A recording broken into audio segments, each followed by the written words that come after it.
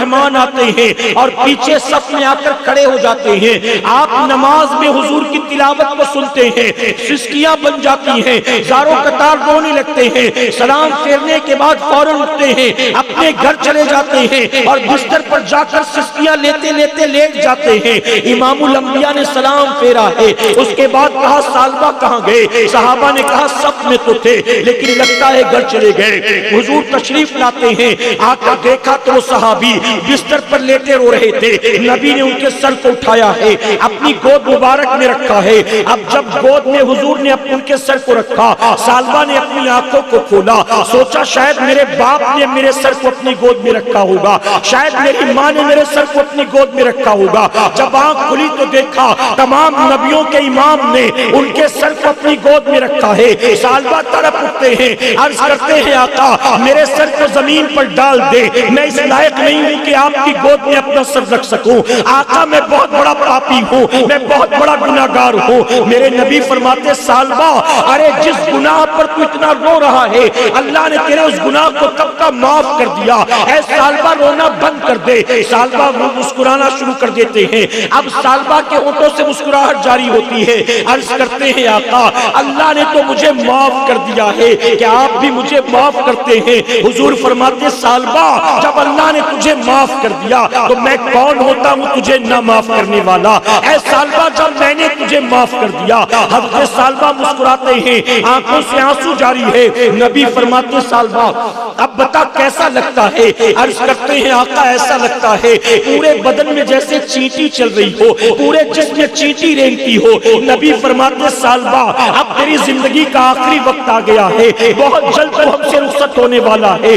ابھی نبی گفتگو فرما رہے تھے، جناب سالبہ بن عبد الرحمن کے جسم سے روح پرواز کر جاتی ہے۔ اللہ اکبر، صحابہ اکرام نے انہیں اٹھایا ہے، اپنے ہاتھوں سے غسل دیا ہے، اپنے ہاتھوں سے کفن پہنایا ہے، اس کے بعد ان کا جنازہ تیار کر کے لے جایا گیا۔ جانتے ہو جب سالبہ بن عبد الرحمن کا جنازہ مدینے کی گلیوں سے گزر رہا تھا، ہزاروں کا مجمع نہیں تھا بلکہ چند صحابہ اکرام تھے، ان صحابہ کے درمیان میرے نبی بھی جلوہ افروز تھے، لیکن فرمایا گیا آقا جب چل رہے تھے عمر فاروق اعظم بیان کرتے ہیں ہم سب پیروں کے بل چل رہے تھے، نبی پنجوں کے بل چل رہے تھے۔ مجھ سے نہ رہا گیا، میں نے عرض کیا آقا آپ پنجے کے بل کیوں چلتے ہیں؟ تو نبی نے کیا فرمایا تھا؟ نبی نے فرمایا اے عمر سالبہ بن عبد الرحمن نے اللہ کی بارگاہ میں ایسی توبہ کی ہے، ایسی توبہ کی ہے کہ اس کے جنازے میں اللہ نے آسمان سے 70,000 فرشتوں کو بھیجا ہے۔ میں پنجوں کے بل اس لیے چل رہا ہوں کیونکہ جہاں دیکھو وہاں فرشتے ہی فرشتے نظر آتے ہیں۔ اے میری قوم کے جوانوں ذرا سوچو، وہ 16-17 سال کا جوان غلطی سے کسی عورت کے بدن پر نظر پڑ جاتی ہے تو اس کی توبہ کا حال کیا تھا؟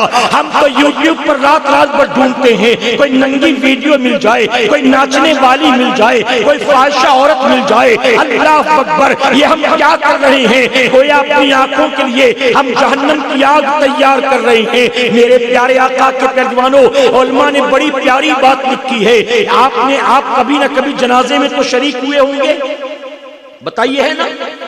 جب قبر کو کھودتے ہیں تو اس میں سے سانپ نکلتا ہے، بچھو نکلتا ہے؟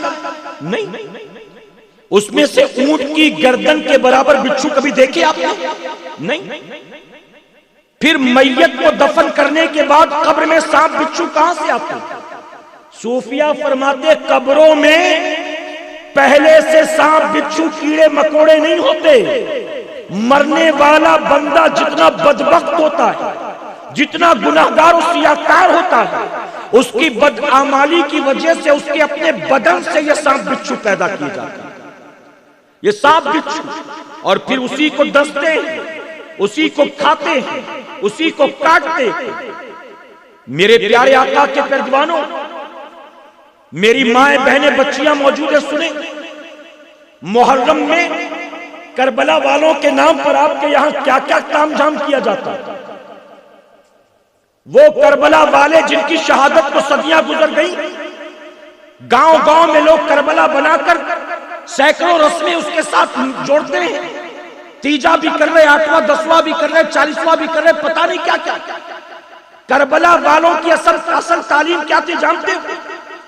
ہماری بہنیں سنیں غور سے، امام زین العابدین امام حسین کے بیٹے عابد بیمار بیان کرتے ہیں، جب ہم مدینے سے نکلے مکے کے لیے تو میری پھوپھی زینب ہمارے ساتھ تھی، جب ہم مکے سے نکلے کوفے کے لیے تو میری پھوپھی زینب ہمارے ساتھ تھی، ہم کو کوفے نہیں جانے دیا گیا، ہم کو کربلا لایا گیا، میری پھوپھی زینب کربلا میں بھی ساتھ تھی، 7 محرم کو پانی بند کیا گیا، پھوپھی زینب کربلا میں اس وقت بھی ساتھ تھی، 8 کو بھی پانی نہیں، 9 کو بھی پانی نہیں، 10 کو بھی پانی نہیں، پھوپھی زینب اس وقت بھی ہمارے ساتھ تھی۔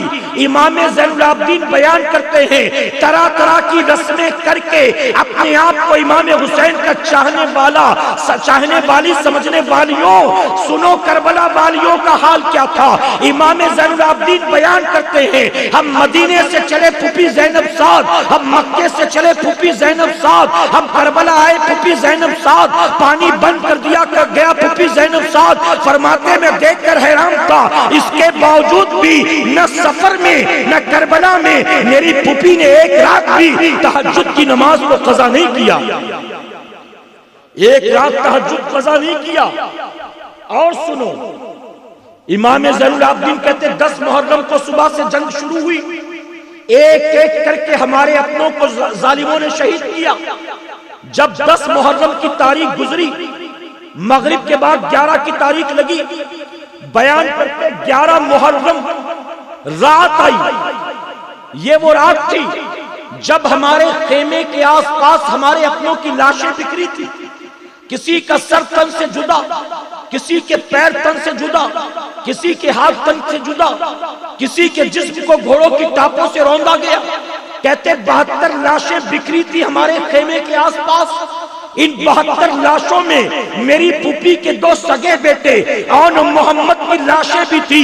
آپ کہتے میں دیکھ کر حیران تھا، اللہ اکبر، کیا جگر تھا میری پھوپھی کا اس رات کے جب ہمارے خیمے کے آس پاس ہمارے اپنوں کی لاشیں بکھری تھی، ان میں کوئی میری پھوپھی کا بھائی لگتا تھا، کوئی بھتیجا لگتا تھا، کوئی بھانجا لگتا تھا، کوئی بیٹا لگتا تھا، ان لاشوں کی موجودگی میں بھی میری پھوپھی نے اس رات اٹھ کر بھی تہجد کی نماز کو ادا کیا۔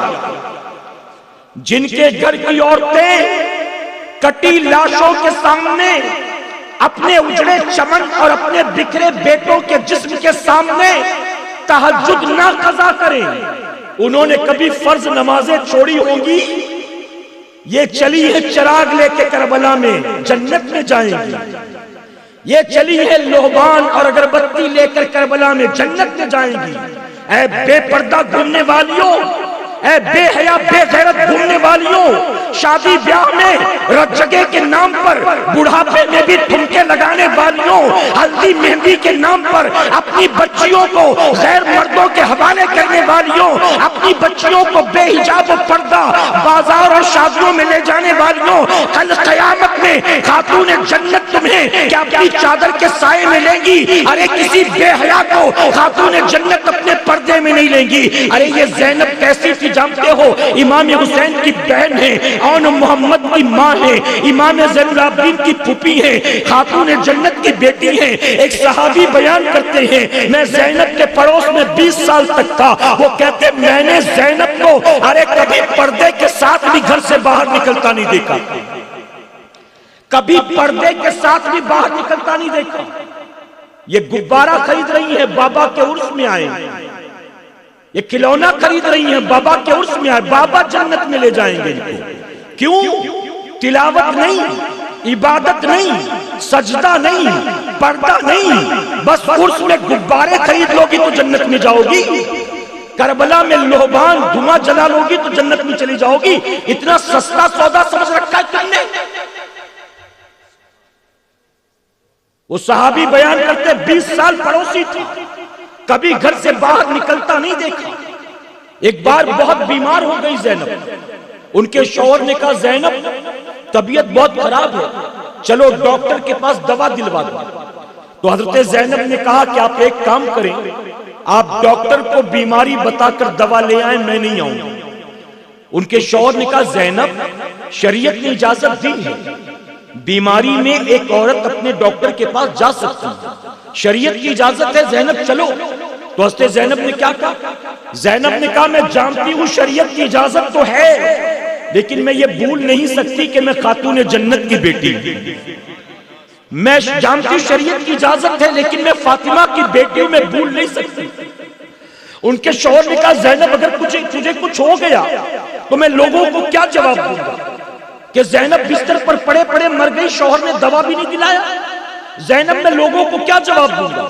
کتنا کامل یقین تھا رب کی ذات پر۔ سنو، اپنے شوہروں کو گالیاں دینے والیوں، اپنے بچوں کو اس کے باپ کا دشمن بنانے والیوں، اپنے شوہر کو ماں باپ سے جدا کر کے اس کے گھر کو برباد کرنے والیوں، سنو۔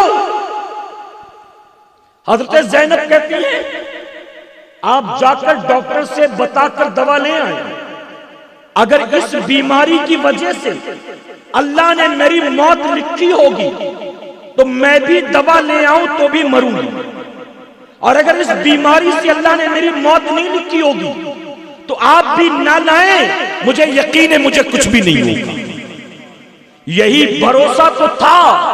ہم نے حضرت زینب کو دیکھا نہیں، ہم کبھی حضرت زینب سے ملے نہیں، ہم نے کبھی ان کی سیرت کا مطالعہ کیا نہیں، نہ خونی رشتہ، نہ خاندانی رشتہ، نہ علاقائی رشتہ، لیکن آج بھی ہماری محفلوں میں اگر ان کے چرچے ہوتے ہیں تو آخر وجہ کیا ہے؟ اے سرکار مدینہ کے میزبانوں، ان کے چرچے ان کے حسن کی وجہ سے نہیں ہیں، ان کی زلفوں کی وجہ سے نہیں ہیں، ان کے میک اپ کی وجہ سے نہیں ہیں، ان کے کپڑوں کی وجہ سے نہیں ہیں، ان کے فیشن کی وجہ سے نہیں ہے۔ اگر ان اللہ والیوں کے چرچے آج بھی محفلوں میں ہیں تو ان کے تقویٰ کی وجہ سے، ان کے پردوں کی وجہ سے۔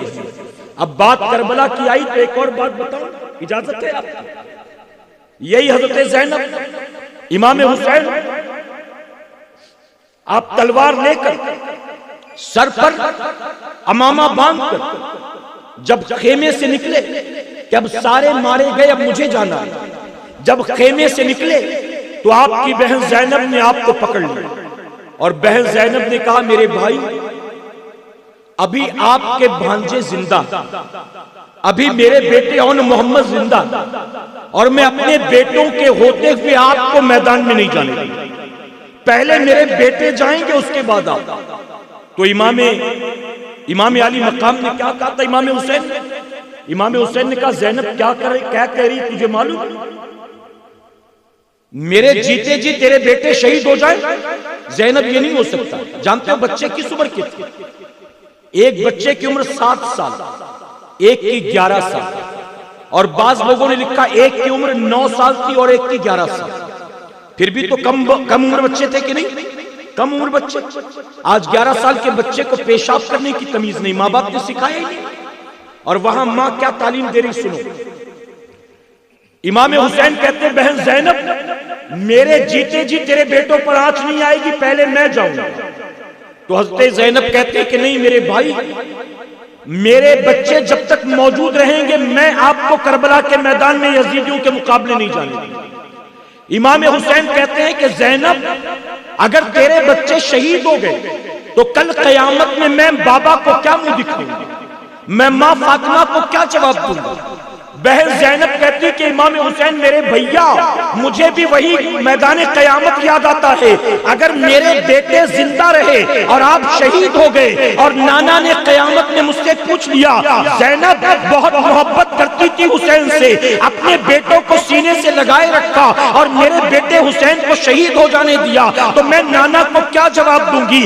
اگر نانا نے مجھ سے کہا زینب بتا میں کس کی خاطر سجدے طویل کرتا تھا، اون محمد کے لیے کرتا تھا کہ اپنے حسین کے لیے کرتا تھا، زینب بتا میں کس کے منہ میں اپنی زبان کو ڈال کر اس کی پیاس بجھاتا تھا، اون محمد کے منہ میں ڈالتا تھا کہ حسین کے منہ میں ڈالتا تھا۔ اے زینب بتا تو بہن ہونے کا دعویٰ کرتی ہے اور تو نے حسین کو شہید ہو جانے دیا، اپنے بیٹوں کو سینے سے لگائے رکھا، اس لیے میرے بھائی پہلے میرے بیٹے جائیں گے اس کے بعد آپ کو جانے دوں گی۔ بڑی طویل روایت ہے، بہرحال امام حسین مان جاتے ہیں۔ اب بہن بہن زینب نے اپنے دونوں بیٹوں کو تیار کیا، اپنے بچوں کے سر پر چھوٹا چھوٹا امامہ باندھتی ہیں، ہاتھ میں ننھی ننھی تلواریں دیتی ہیں، دعاؤں کے ساتھ بچوں کو روانہ کرتی ہیں۔ یہ بچے میدان میں نہیں جا رہے تھے، یہ بچے بازار میں کھلونا لینے نہیں جا رہے تھے، بچے تلوار لیتے ہیں اور تیزی کے ساتھ یزیدیوں کی طرف بھاگتے ہیں۔ یہ نہیں کہتے امی ابھی ہم بچے ہیں، ہم مرنا نہیں چاہتے ہیں،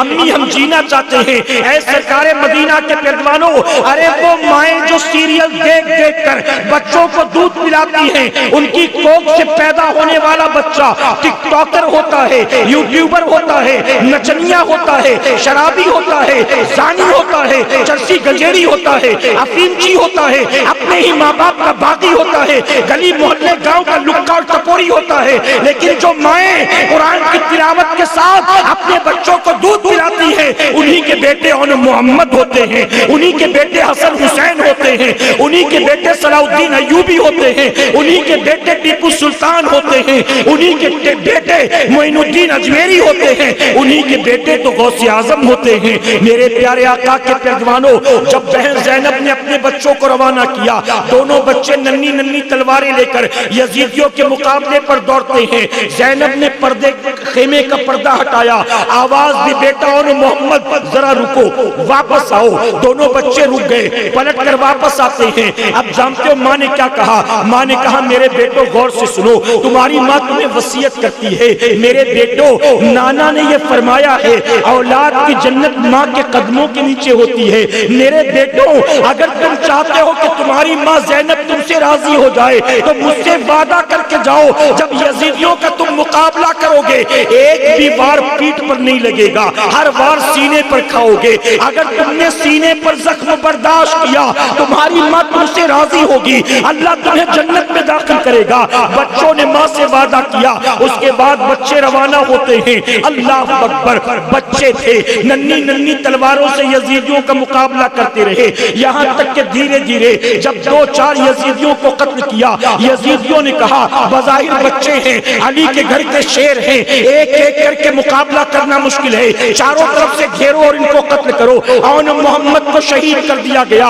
امام حسین جاتے ہیں، اپنے بھانجوں کے لاشیں اٹھا کر لاتے ہیں، خیمے کے باہر رکھ دیا اور کہا زینب تجھے مبارک ہو، اللہ نے تیرا تحفہ قبول کر لیا۔ اللہ اکبر، بہن زینب باہر نکلتی ہیں، اپنے بچوں کی لاشوں کو دیکھتی ہیں، گریو زاری نہیں کرتی، آہو بکا نہیں کرتی، نوحہ مرثیہ ماتم نہیں کرتی، اپنے بچوں کی لاشیں دیکھتی ہیں، اللہ کا سجدہ ادا کرتی ہیں اور اللہ کی بارگاہ میں عرض کرتی اللہ میرا ادنا سا تحفہ تو نے قبول کر لیا، تیرا بے پناہ کرم اور احسان ہے۔ اے اللہ آج میرے بیٹوں نے تیرے دین کی بقا کے لیے اپنی گردن کو کٹا کر قیامت تک کی زندگی پالی ہے، آج میرے بیٹوں نے جام شہادت پی کر مجھے بھی قیامت تک کے لیے زندہ کر دیا ہے۔ اب قیامت تک دنیا کے کسی کونے میں جب بھی کربلا کا ذکر کیا جائے گا میرے بیٹوں کا بھی نام لیا جائے گا، ان کی ماں کو بھی یاد کیا جائے گا۔ اللہ اکبر، آپ ذرا سوچیں وہ کیسی مائیں تھی، اپنے بچوں کو سینے سے لگا کر قربانی سے بچاتی نہیں تھی، اپنے بچوں کو اللہ رسول کے نام پر کٹا کر اللہ کا شکر ادا کیا کرتی تھی۔ اے سرکار مدینہ کے پہلوانوں، ہمیں اور آپ کو بھی اپنی زندگی تکبیر علی سیدنا مولانا محمد صلی اللہ علیہ وسلم۔ میرے پیارے آقا علیہ الصلوۃ والتسلیم کے پردیوانوں، آپ دیکھ رہے ہیں کہ اس وقت ہماری آج کی اس محفل کے خصوصی مہمان منبر رسول پر جلوہ افروز ہیں اور وقت بھی کافی ہو چکا ہے۔ میں چاہتا ہوں کہ حضرت کو جو شیڈیول کے اعتبار سے وقت دیا گیا ہے یعنی بھرپور وقت ملنا چاہیے، اس لیے میں اپنی گفتگو کو اب کنکلوژن کی طرف لے چلتا ہوں، اختتام کی طرف۔ اجازت ہے؟ آپ حضرت نے اجازت دے دی ہے، اب آپ لوگوں کی اجازت ہو تو بس میں اپنی گفتگو کو سمیٹوں۔ اجازت ہے؟ ایک مرتبہ محبت سے سبحان اللہ کہتے ہیں۔ تو میں نے اب تک جتنی باتیں بتائیں یہ میری باتیں آپ کی سمجھ میں آئیں گی، عمل کریں گے انشاءاللہ۔ میرے پیارے آقا علیہ الصلوۃ والتسلیم کے پردیوانوں، تو ہم اور آپ جتنی چیزیں کر رہے ہیں ان ساری چیزوں کا تعلق جو ہے رسم و رواج سے، اصل دین کو چھوڑ کر شریعت کے احکام کو چھوڑ کر، نبی کی تعلیمات کو چھوڑ کر اپنی مرضی کے مطابق چاہے جتنا بھی اچھل پھل کر لو، قیامت میں یہ کچھ بھی کام نہیں آنے والا۔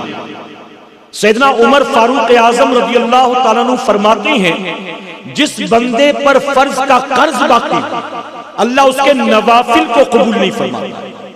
اب ہم عرس سے پاک منائیں لیکن ایک وقت کی نماز نہ پڑھیں، ہم 11ویں کا جلوس بھی نکالیں لیکن ایک وقت کی نماز نہ پڑھیں، ہم 12ویں شریف میں جلسے خوب کریں، چندہ بھی دیں، ڈیگے بھی پکائیں لیکن نماز ایک وقت کی نہ پڑھیں، تو کیا بتائیے نمازیں چھوڑ کر یہ سب کچھ کرنا اللہ قبول فرما لے گا؟ دیکھیں میں اس کے ثواب کا منکر نہیں ہوں، میں نے پہلے کہا یہ ساری چیزیں باعث ثواب ہیں، یہ باعث رحمت ہے، باعث برکت ہے، باعث نجات ہے، باعث جنت ہے، لیکن نبی نے فرمایا قیامت میں اللہ سب سے پہلے تم سے نماز کا حساب لے گا۔ کس کا لے گا؟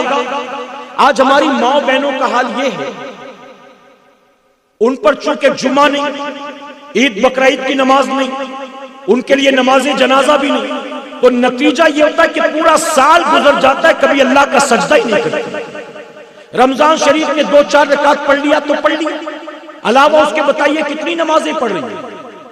میں علماء کی موجودگی میں ذمہ داری کے ساتھ کہنا چاہتا ہوں اگر عورتیں چاہتی ہیں کہ اللہ شوہر کی روزی میں برکت دے، اگر وہ چاہتی ہیں کہ اللہ بیٹیوں کے لیے غیب سے بہترین رشتوں کا انتظام فرمائے، اگر وہ چاہتی ہیں کہ اللہ ان کے بیٹوں کو کامیابی اور ترقی عطا کرے، تو انہیں کسی بابا کے پاس جا کر دعا تعویذ لینے کی ضرورت نہیں ہے۔ اللہ کے گھر سے جب حیا علی الصلاۃ حیا علی الفلاح کی صدائیں بلند ہوں، عورتیں وضو کر کے مصلی بچھائیں اور اپنی پیشانی کو رب کی بارگاہ میں جھکا دیں، میں ذمہ داری کے ساتھ کہتا ہوں یہاں سر سجدے میں جھکے گا، وہاں اللہ تیرے شوہر کی روزی میں برکت عطا فرمائے گا۔ میرے آقا صلی اللہ علیہ وسلم نے 1450 سال پہلے فرمایا جو خود نماز کا پابند ہو، بیوی بچوں کو نماز کی تاکید کرے، اللہ اسے اس جگہ سے روزی دے گا جہاں اس کا گمان بھی نہیں جاتا، تو سوچ بھی نہیں سکتا اللہ تجھے اس جگہ سے روزی دے گا۔ میرے آقا فرماتے اللہ اس گھر کو ہرا بھرا، اس گھر کو ہرا بھرا، اس گھر کو ہرا بھرا، جس گھر میں رات کے اندھیرے میں اٹھ کر تیرا بندہ تیرا سجدہ کرتا ہے اور اس کے بعد اپنی بیوی کو تیرے سجدے کے لیے جگاتا ہے، بیوی نہیں اٹھتی تو اس کے منہ پر پانی کے چھینٹے مار کر اسے جگاتا ہے۔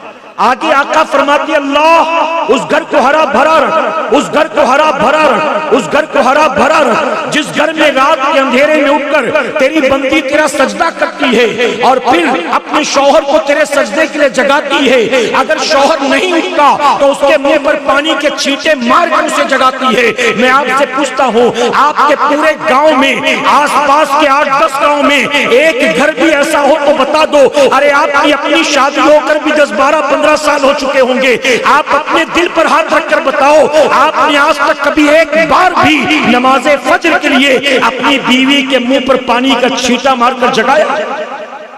کاش ایک بار بھی تو نے یہ کیا ہوتا، ہم جیسے گنہگاروں سے دعا کروانے کی ضرورت نہ پڑتی۔ تیرے لیے تو 1450 سال پہلے نبیوں کے امام نے دعا کی ہے، اگر تو یہ کرتا اللہ تیرے گھر کو ہرا بھرا فرما دیتی۔ سب کریں گے لیکن اصل دین پر عمل نہیں کریں گے۔ جب میں آیا تھا تو سینکڑوں لوگ، پورا روڈ بلاک تھا مردوں عورتوں سے، دائیں بائیں جہاں دیکھتے۔ اب کہاں ہیں بتاؤ بولو؟ پھر کسی عرس میں پہنچ جائیں گے، پھر کسی لنگر میں، پھر کسی جلسے میں، بس پہنچ جائیں گے بھیڑ بھاڑ کرنے دیکھنے کے لیے۔ میرے پیارے آقا کے پیروانوں، تو ہم سب کو اپنی زندگی کو بدلنا ہے کہ انشاءاللہ رسم و رواج والے سنی نہیں بننا، محض زبانی جمع خرچ کرنے والے سنی نہیں بننا، چند دنوں چند راتوں والے سنی نہیں بننا، صرف جمعرات کی جمعہ اور جمعرات والے سنی نہیں بننا، صرف جلسے جلوس والے سنی نہیں بننا۔ تم نبی کی تعلیمات کو اپناؤ، نبی کی سیرت کو اپناؤ اور اپنے آپ کو بدل کر نبی کی تعلیمات کے سانچے میں اپنے آپ کو ڈالو۔ میں ذمہ داری کے ساتھ کہتا ہوں ہم سب پلٹیں گے، یقیناً آج بھی اللہ ہم مسلمانوں کو وہی عزت دے گا جو عزت اللہ نے غریب نواز کو عطا فرمایا، لیکن ہم پلٹے تو صحیح، پلٹیں گے انشاءاللہ۔ عرس بھی کرو گے، گالیاں بھی دو گے، چادریں بھی چڑھاؤ گے، داڑھی بھی منڈاؤ گے، محفلوں میں چندے بھی دو گے، ماں باپ کو برا بھلا بھی کہو گے، اللہ راضی ہوگا تم سے؟ رات بھر واٹس ایپ پر، فیس بک پر، ٹک ٹاک پر کون سی جنت لینے نکلے ہو؟ بھلا بتاؤ کون سی جنت؟ میرے پیارے آقا علیہ الصلوۃ والتسلیم کے پیروانوں، آخری چبھتی ہوئی بات عرض کرنا چاہوں گا، یاد رکھنا ہر صبح فجر کے وقت پیر پسارے سونا یزید پلید کا کام ہے، اور فجر کے وقت اٹھ کر اللہ کا سجدہ کرنا امام حسین کا کام ہے۔ اگر امام حسین سے محبت ہے تو بدلو اپنی زندگی کو، کہ انشاءاللہ اللہ اپنے حبیب پاک کے صدقے ہمیں آپ کو سب کو کہنے سننے سے زیادہ عمل کرنے کی توفیق عطا فرمائے۔ آمین۔ درمیان گفتگو مجھ سے جانے انجانے میں کوئی غلطی خامی رہ گئی، آپ سب کو، علماء کرام کو بالخصوص حضرت کو گواہ بنا کر سچے دل سے توبہ کرتا ہوں، رب میری توبہ قبول فرمائے، اور آج کی ہماری اس محفل کو میرا کریم قیامت میں ہمارے لیے، ہمارے والدین کے لیے، ہمارے اہل و عیال کے لیے بخشش اور نجات کا ذریعہ بنائے۔ وما علینا الا البلاغ۔ السلام علیکم۔